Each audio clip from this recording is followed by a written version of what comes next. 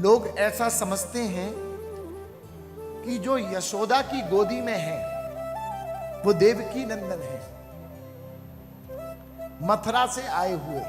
लेकिन एक विषय पर मैं समाधान कर दूं कि यशोदा को के लाला को अगर आप देवकी नंदन कहते हैं ना, तो देवकी नंदन है थे ही नहीं। ठाकुर जी ने यहां दो रूपों में अवतार लिए हैं। पहला देवकी नंदन और दूसरा यशोदा नंदन के भी रूप में। ऐसा आम तौर पर प्रचलित है कि मैया यशोदा की सिर्फ खाली एक कन्या हुई थी, लेकिन ऐसा नहीं है। नंद पत्न्याम यशोदाय मिथुलम समजापतः गोविंदाख्या पुमान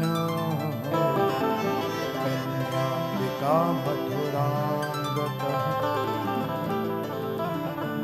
नंद पत्न्याम यशोदाय मिथुलम समजापतः गोविंदाख्या पुमान और कन्या अंबिका मथुराम गतः।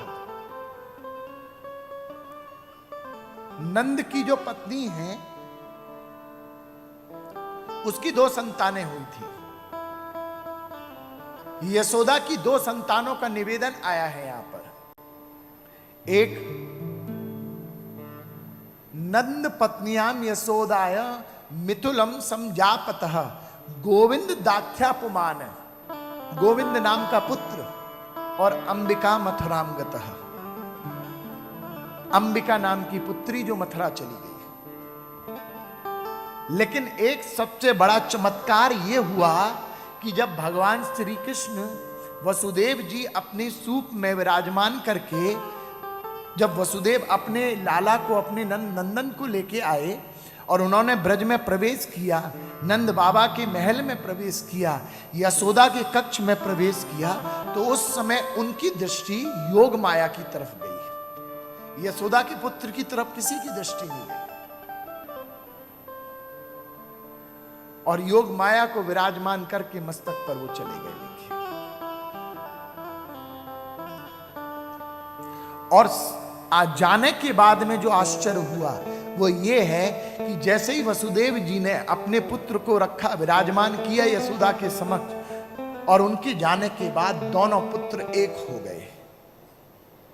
और एक कब तक रहे? 11 वर्ष 56 दिन तक।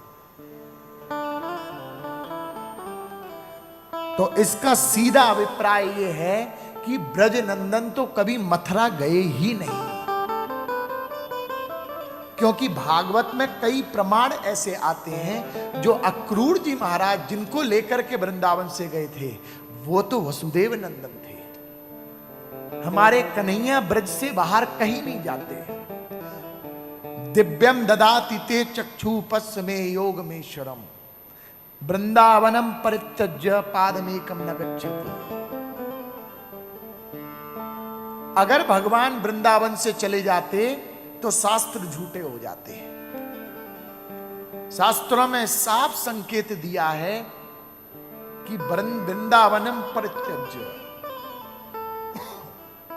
मैं वृंदावन का परित्याग करके कहीं जाता ही नहीं हूं। तो जो मथुरा की लीला, द्वारका की लीला, ये समस्त जो लीलाएं की हैं वो वसुदेव नंदन ने की है। यशोदा नंदन को तो सिर्फ गोपियों के साथ क्रीड़ा करने का शौक है, अपने सखाओं के साथ लीला करने का शौक है।